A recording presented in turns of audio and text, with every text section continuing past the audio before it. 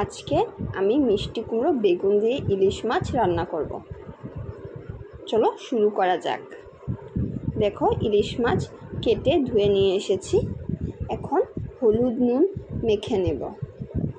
আমার তো অনেক ভালো লাগে ইলিশ মাছ, তোমাদের কেমন লাগে কমেন্টে জানিও। যে গরম পড়েছে, এখন পাতলা করেই ঝোল বানাচ্ছি।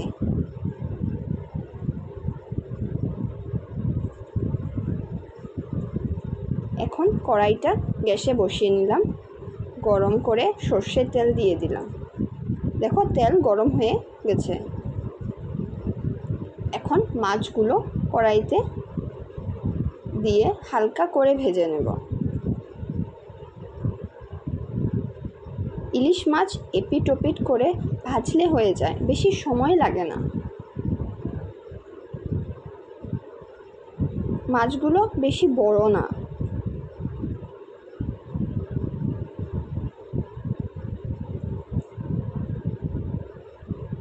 এখন আমি মাছগুলোকে উল্টিয়ে নিচ্ছি অল্প।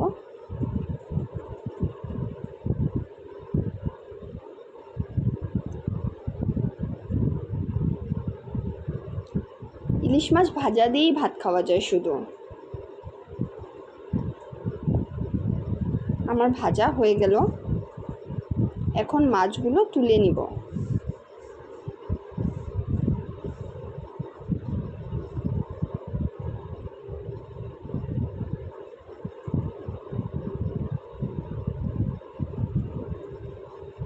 এখন কুমড়োগুলো ভাজা হয়ে গেছে।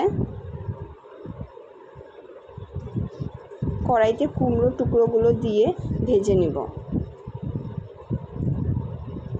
আমার কুমড়োগুলো ভাজা হয়ে গেছে। এই তেলে এখন বেগুন দিয়ে দিচ্ছি। এই তেলে কালো জিরে ফোড়ন দিয়ে কাঁচামরিচ দিয়ে দিলাম।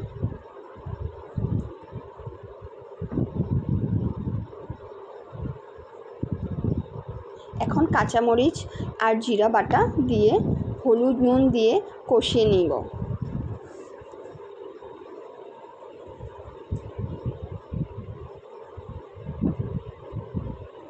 এখন মশলার থেকে তেল ছেড়ে গেছে।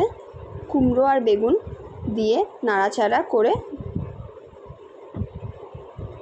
জল দিয়ে দেব।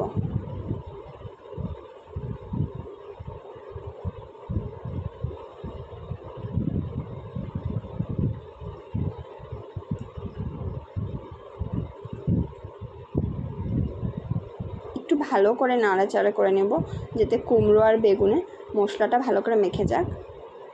জলটা দিয়ে দিচ্ছি। জলটা একটু ফুটুক।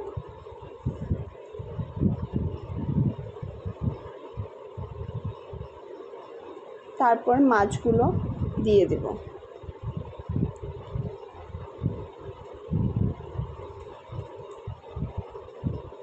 এখন জল ফুটা হয়ে গেছে। এখন মাছগুলো দিয়ে 10 মিনিট ফুটিয়ে নেব।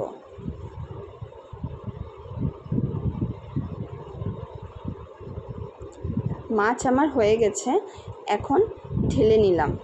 ভালো লাগলে একটা লাইক আর কমেন্ট করে দিও।